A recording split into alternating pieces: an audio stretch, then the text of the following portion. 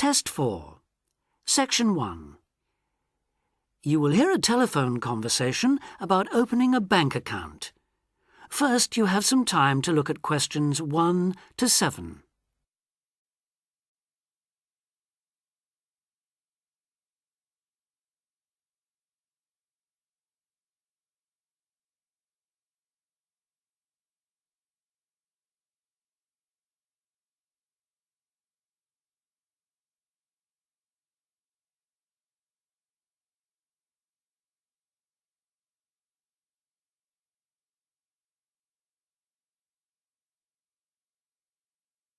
You will see that there is an example that has been done for you. On this occasion only, the conversation relating to this will be played first. Expats Helpline, Terry Davies here. What can I do for you? Hello, Terry. I've been in this country for a while and I've just been offered a job in the city, so I think I'm going to need to open a bank account. I haven't had one before, so I'm wondering what papers I need. Well, basically you'll need to be able to prove to the bank that you're who you say you are and that you live where you say you do, okay? Uh-huh. And for some banks, at least, that means you'll have to show them 2 separate pieces of identity. So I'll run through the list if you like. Yes, please. Okay. I'll bring it up on the screen. Let's see. Here it is. Right. The first thing it says is a valid passport. The first document is passport. So passport has been written in for you. Now we shall begin. You should answer the questions as you listen because you will not hear the recording a second time. Listen carefully and answer questions 1 to 7. Expats Helpline, Terry Davies here. What can I do for you? Hello, Terry. I've been in this country for a while and I've just been offered a job in the city, so I think I'm going to need to open a bank account. I haven't had one before, so I'm wondering what papers I need. Well, basically you'll need to be able to prove to the bank that you're who you say you are and that you live where you say you do, okay? Uh-huh. And for some banks, at least, that means you'll have to show them 2 separate pieces of identity. So I'll run through the list if you like. Yes, please. Okay. I'll bring it up on the screen. Let's see. Here it is. Right. The first thing it says is a valid passport. Mine's Australian. Yes, that would be fine, of course. The next one is a driving license, and again, one from your country would be okay. Then that's followed by birth certificate.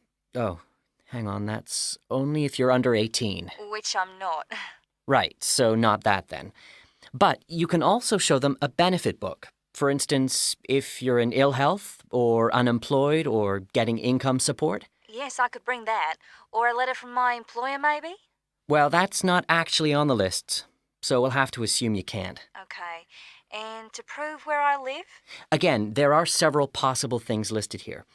For instance, you could use a bill for council tax, or something else for where you live, such as an insurance certificate. I've got one of those, somewhere among all my papers. But what about bills? Things like phone bills, I mean. As long as it has your address on it, yes, fine. So a bill for my mobile would do, would it? I'm afraid it would have to be for a fixed line phone.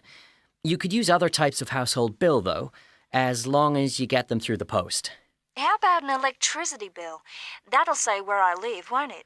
If it's in your name and not that of a landlord, yes. It is, so I'll probably take that then. There's one other you might want to use, a vehicle registration document. If you have a car or motorbike or something, of course. No, I haven't actually.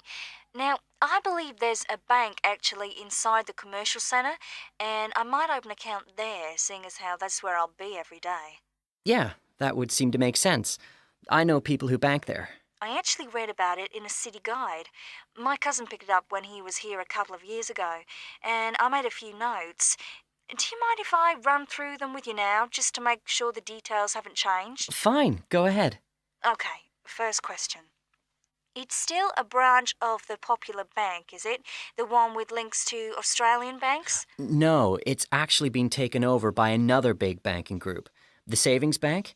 It still seems quite popular, though, especially with people doing business in the Asia-Pacific area. And when is it open? Monday to Saturday? I'll have to check their website for that. Give me a second or two, will you? Sure. Right. I've got it. Customer service, and it's just weekdays, I'm afraid. Does it say what their business hours are? I'm just looking for that. It's on a different page for some reason. I think there's been a change at some banks in the last year or so. Yeah, here it is. It's open from 9:30 in the morning till 3:30 in the afternoon. And it's on the top floor of the main centre building, is it? Next to the travel agency? That's where it used to be, but they've since moved it to a slightly bigger place. It's on the ground floor now. Oh. And one last thing on this. I know most banks give incentives to young people to open accounts with them, but apparently this one didn't. Do you know if they're offering anything these days? I'll just check. I'm sure they'd say so on their new clients page if they were. No, there's nothing mentioned here. That's a pity. I was quite looking forward to getting my free gift. Before you hear the rest of the conversation, you have some time to look at questions 8 to 10.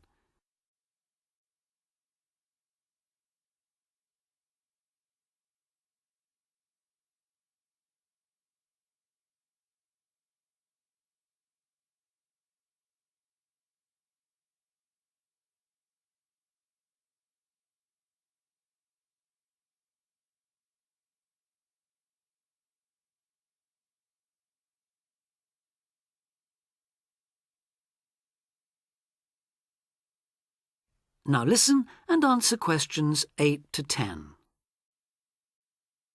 There are plenty of other banks within walking distance, you know.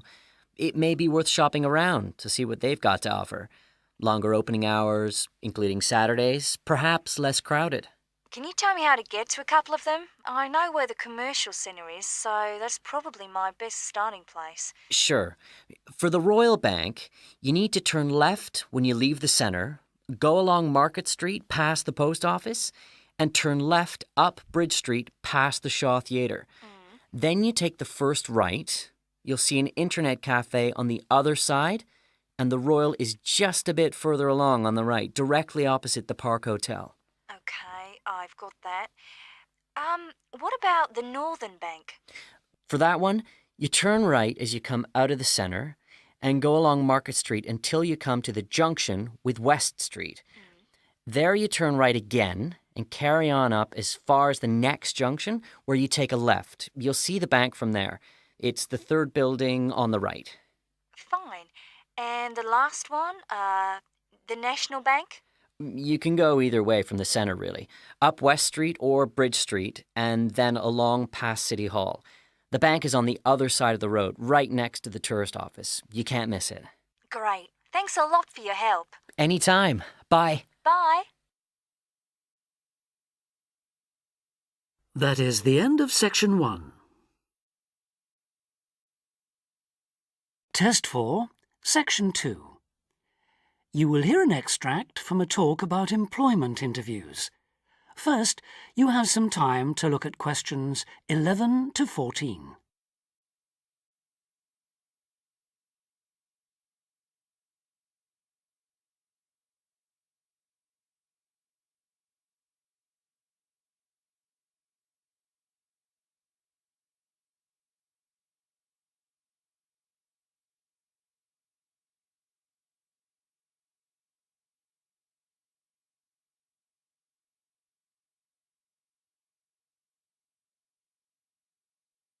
Now listen carefully and answer questions 11 to 14. Today I have with me Sandy Richardson of the local Workforce Center, and she'll be talking about that critical step towards the goal of employment, the interview. Sandy, what is an interview for, and what's the best way to approach it? A job interview is simply a meeting between you and a potential employer to discuss your qualifications and see if there is a fit. The employer wants to verify what they know about you and talk about your qualifications. If you have been called for an interview, you can assume that the employer is interested in you. The employer has a need that you may be able to meet, so it's your goal to identify that need and convince the employer that you're the one for the job. As everyone knows, interviews can be stressful, but when you're well prepared, there's no reason to panic. Preparation is the key to success in a job search, and you can begin by collecting together all the documents you may need for the interview, such as extra copies of your resume, lists of references, and letters of recommendation. You could also take some work samples, selecting from what you have designed, drawn, or written, for instance. And make sure you have a pen and pad of paper for taking notes.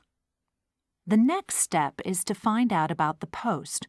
The more you know about the job, the employer, and the industry, the better prepared you will be to target your qualifications. Always request a job description from the employer and research employer profiles at the Chamber of Commerce or local library. You could also try to network with people who work for the company or with employees of companies associated with it. The next step is to match your qualifications to the requirements of the job. A good approach is to write out your qualifications along with the job requirements. Think about some standard interview questions and how you might respond.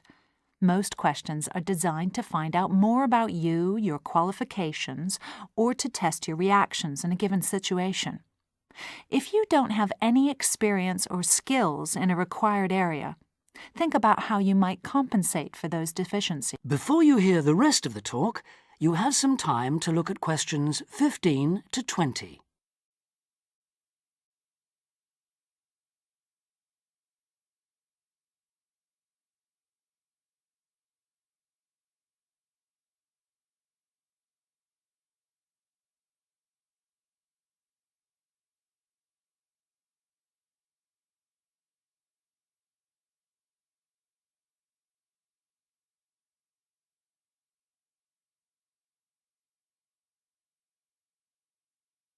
Now listen and answer questions 15 to 20. During an interview, it's important that you be yourself. Get a good night's sleep and plan your travel to be there in plenty of time so that you're not arriving out of breath with 30 seconds to spare. Don't, though, present yourself for the interview too early, 10 minutes at most. In the interview, listen carefully to each question asked. Take your time in responding and make sure your answers are positive. It's important to express a good attitude and show that you're willing to work, eager to learn, and are flexible. If you are unsure of a question, don't be afraid to ask for clarification. In fact, it's sometimes a good strategy to close a response with a question for the interviewer. In general, focus on your qualifications and look for opportunities to personalize the interview. Briefly answer questions with examples of how you responded in comparable situations, from either your life or previous job experiences. Something you should avoid are yes or no responses to questions, but don't dwell too long on non-job related topics. Use caution if you are questioned about your salary requirements. The best strategy is to avoid the question until you have been offered a job. Questions about salary asked before there is a job offer are usually screening questions that may eliminate you from consideration, so be warned. On the other hand, it isn't inappropriate to show your enthusiasm if your first impressions of the interview and of the employer are good ones. So, if the job sounds like what you are looking for, say so. Keep in mind that the interview is not over when you are asked if you have any questions. Come prepared to ask a couple of specific questions that again show your knowledge and interest in the job. Close the interview in the same friendly, positive manner in which you started. When the interview is over, leave promptly. Don't overstay your time. Think about the interview and learn from the experience. Evaluate the success and failures. The more you learn from the interview, the easier the next one will become. You'll become much more confident.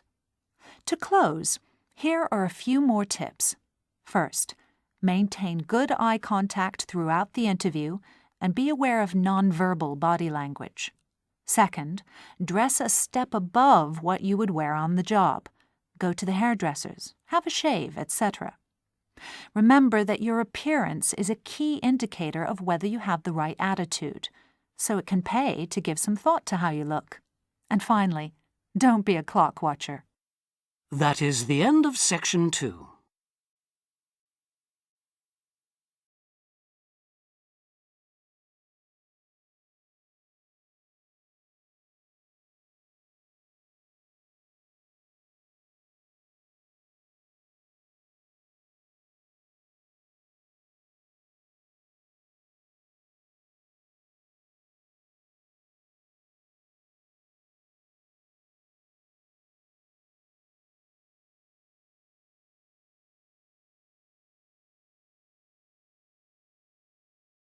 Test 4.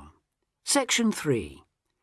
You will hear a tutor and some students discussing choosing courses at a college. First, you have some time to look at questions 21 to 24.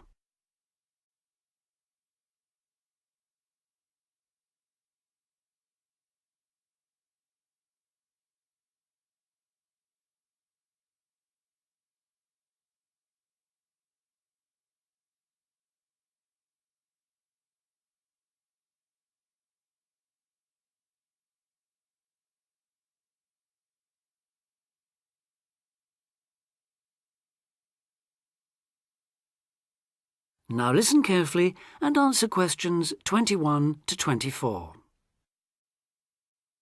As you know, this week you choose your modules for the first year of study.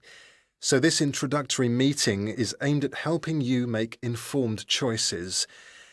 I think the best way to do this is on a question and answer basis. So who'd like to start? Pat. Yes. There's something I've been wondering about. Will my choice affect my career opportunities? Well, for most students, the choice of Level 1 modules won't be crucial in terms of a later career. In fact, many graduate-level jobs will accept graduates from a range of degree courses. Employers will often be at least as interested in how well a student has performed academically and how the whole experience of university has developed the student as a person, as in the detail of the course options chosen.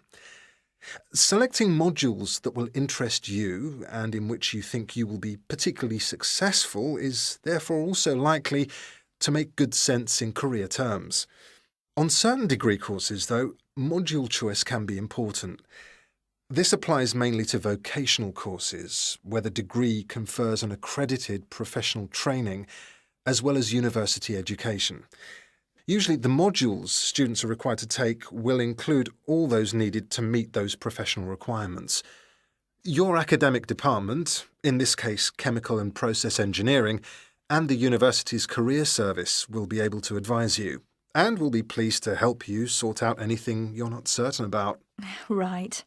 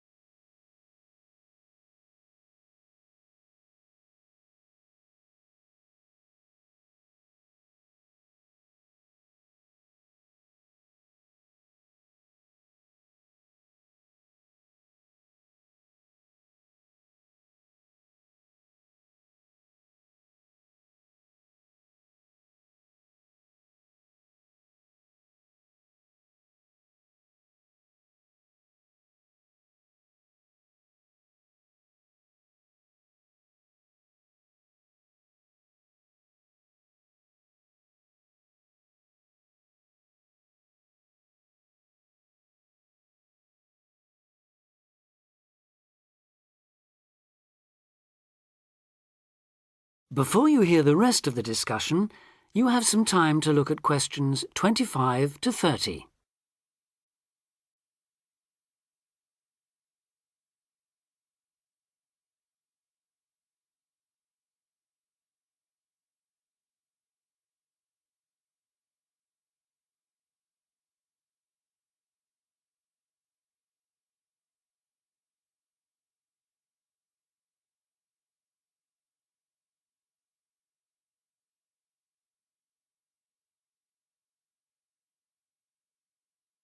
Now listen and answer questions 25 to 30.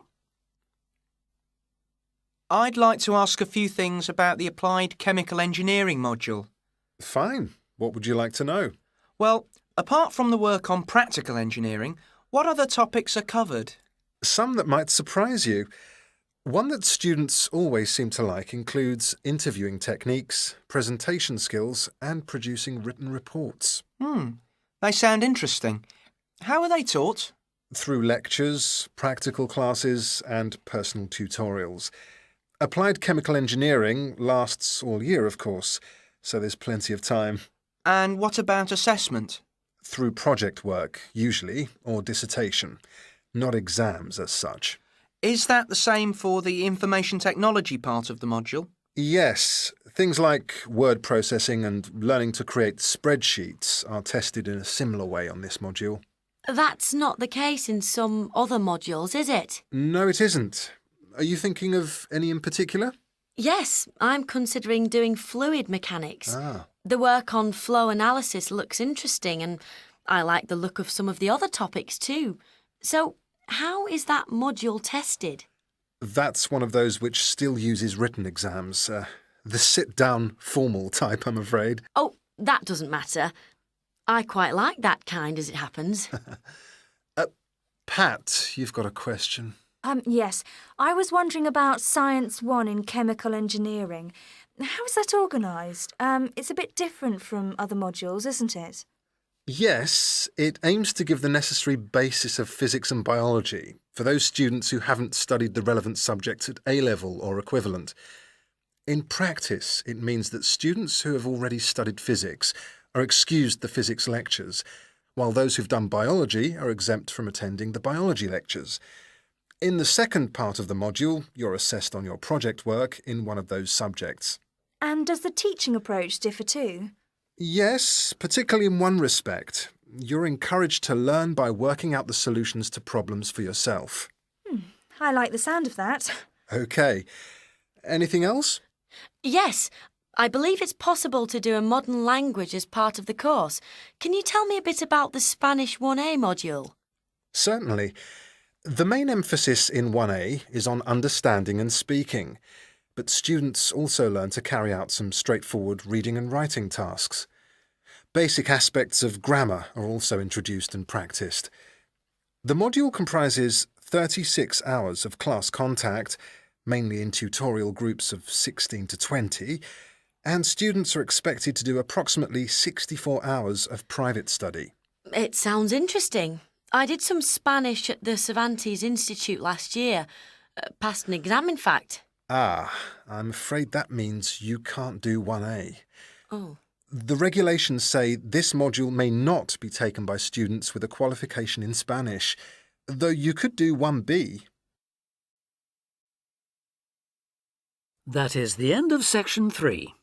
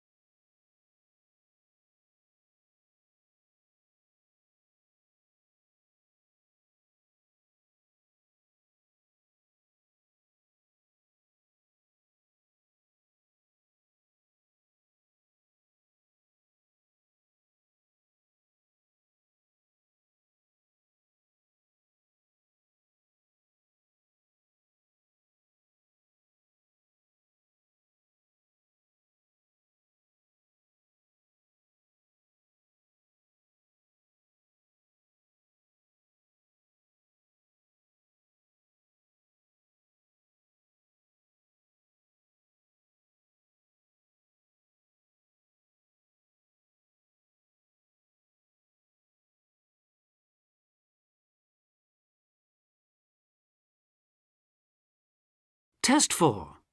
Section 4. You will hear part of a lecture about a crater in Australia. First, you have some time to read questions 31 to 40.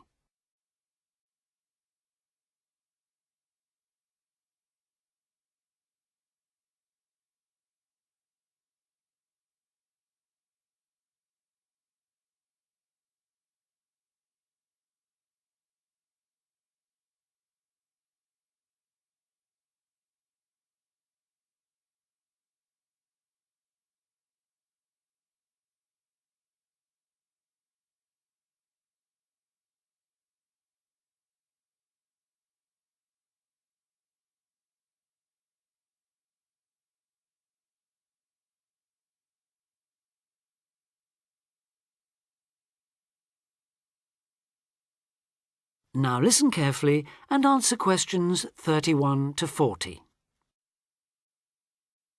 Lake Acraman in South Australia is Armageddon for the purist. No other meteorite impact on Earth has stamped the surrounding rocks with such an abiding, unequivocal geological record of collision, earthquake, wind, fire and tsunami, the giant waves formed by major Earth movements. The story it tells is elemental, without dying dinosaurs or even Bruce Willis to complicate its simple message of destruction. First, the numbers. About 590 million years ago, a rocky meteorite more than 4 kilometres across and travelling at around 90,000 kilometres an hour slammed into an area of red volcanic rock about 430 kilometres northwest of Adelaide. Within seconds, the meteorite vaporised in a ball of fire, carving out a crater about 4 kilometres deep and 40 kilometres in diameter, and spawning earthquakes fierce enough to raise 100-metre-high tsunamis in a shallow sea 300 kilometres away. Ancient, stable and unglaciated, the bedrock of Australia preserves some of the most photogenic impact craters in the world. Acraman is not one of them. 500 million years of erosion has taken its toll. A salt pan surrounded by low hills is all that remains to mark the site of the cataclysm. The true nature of the place dawned on geologist George Williams of Adelaide University in 1979. Gazing at a sheaf of newly acquired satellite images, he saw the small circular shape of Lake Acraman surrounded by a ring of faults and low scarps 40 kilometres across, and an outer ring twice this size. A year later, he made it to the site. On islands near the centre of the lake, Williams found bedrock shattered in a conical pattern that experts consider a sure sign of a meteorite impact. Except for a crater, which had long since eroded, the area was a textbook example of an impact site. In 1984,